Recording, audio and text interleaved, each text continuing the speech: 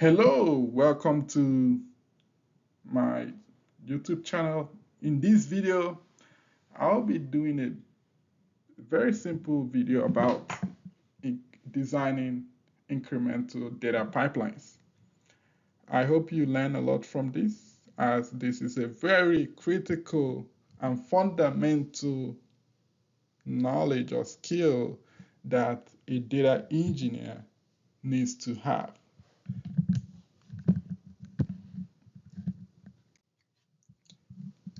So what is the full load? First, before I dive into the incremental load, let's talk about what a full load is. So when you have a data pipeline where you are moving data from a source to a target, most times you're gonna have to find a way to synchronize the data that is flowing from the source to your target. You could do it with a full data replace. So what it means is you delete the data in your target and replace it with the data from the source. What is the advantage of this? This is what's called full load, by the way. The advantage of this is very simple to implement. It's just a two-step process. You delete the target, you load with the source. And the other advantage is you don't have to worry about any deletes in your source, because that also will automatically be handled and is efficient for small tables. But what are the big disadvantages? It is going to be time consuming, because when you have a lot of data in play, like millions of records, it's going to be resource intensive. It's going to take time to actually completely replace the data in your target. Now let's talk about incremental load. So what is this incremental load? It's nothing but when we have a scenario where we want to only propagate the changes from the source to the target table. For example, on day one, we do a full load where, say, we have a data migration project. You take the source records, the 100 records from source, you push it to the target. It has 100 records. On day two, the source has 120 records. So 20 additional records got created. But instead of you completely deleting the 120 records in your target and reloading it with the new 120 records, what you do instead is you only filter and extract the 20 new records and propagate it to your target so that it becomes 120. This is going to be more efficient. So that is why we do incremental load. It's going to be more efficient. It's going to save you time. It's going to save you money. But what are some of the disadvantages? It could be more complex because you have to know where you last extracted the records and what if there is deletes in the source. How do you propagate deletes? So that is a challenge you have to figure out. I won't be covering deletes in this video, but in a further video I will cover that. What are the prerequisites for ETL? The prerequisites for incremental ETL is to have a primary key field that has a uniqueness in the table in your source that will be corresponding to the target, and have a watermark field to denote any changes in the records. You need these two things to design an incremental pipeline. How do you design an incremental pipeline? First, you need to figure out how to extract this watermark date, because that's what you're going to use to dynamically filter the incremental records each and every time you run your incremental pipeline. One way to do it is to get the date from your target table, get the max of the last modified date from your target table, and use that to filter your source. Or you could store these dates whenever you extract the data from your source. You record the date that you extracted the record in a control table and use that the next time you run the incremental load. At the end of it, you always end up updating that control file with the latest timestamp. Then once you extract this data, you can now do what we call an offset, which is just an update and insert in your target table. Now let's go to a quick demo of this incremental load design.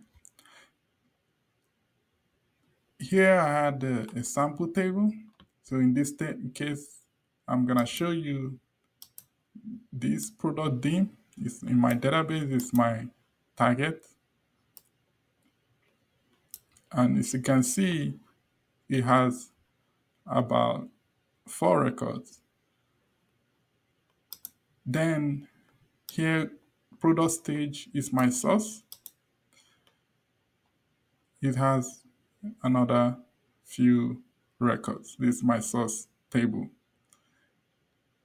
Now, before we go any further, remember what we learned. For us to build an incremental design, we will need a primary key column and a watermark field. So this is what we have. This is unique, and last modified date is also reflective of the date the records change. So we could use this. Now, let us see what this should actually accomplish. In this case, I have in my source table, I have this new record and this record that got changed. They don't exist in my source. As you can see here, this spanner is not with the S, and I don't have a record with ID 5. So I'm gonna implement this incremental ingestion. This is a very simplified version of building an incremental ingestion. In the real world, it could be, those tables could be in a separate system where you're using an ETL tool in between. But because it's a demo, keeping it simple, I will just do everything in one database. So like I explained, the very first step is to get the date that I want to use to filter my data. So I'll run this max on the target. When I run this query, as it's gonna return in a few minutes, I get this date. So this is the data I'll use to filter for my source to get the delta records since the last time I loaded my target. As you can see, I only need to propagate these 2 records, not all the records in my source table. So using that, I'm gonna run my upsert logic.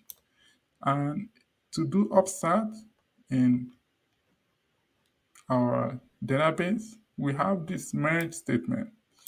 If you don't know about it, I've had another video on merge, or you can look it up. But it's a very common way to implement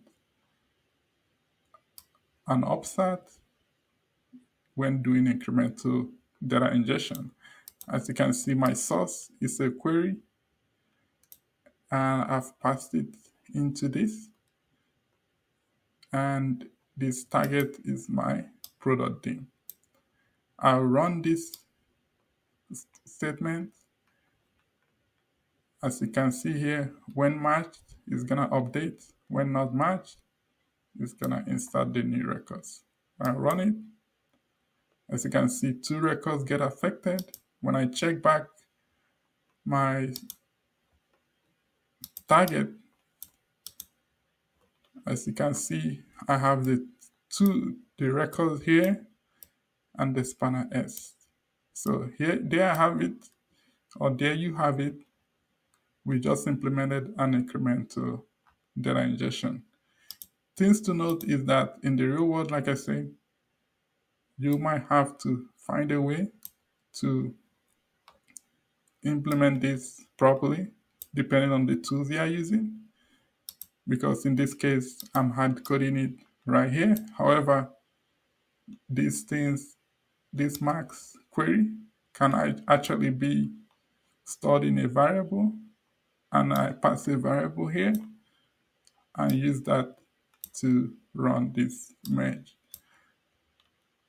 I hope you are you're able to learn something in this, and it actually helps you clarify how to do a very simple incremental data load in your data engineering pipeline. Thank you.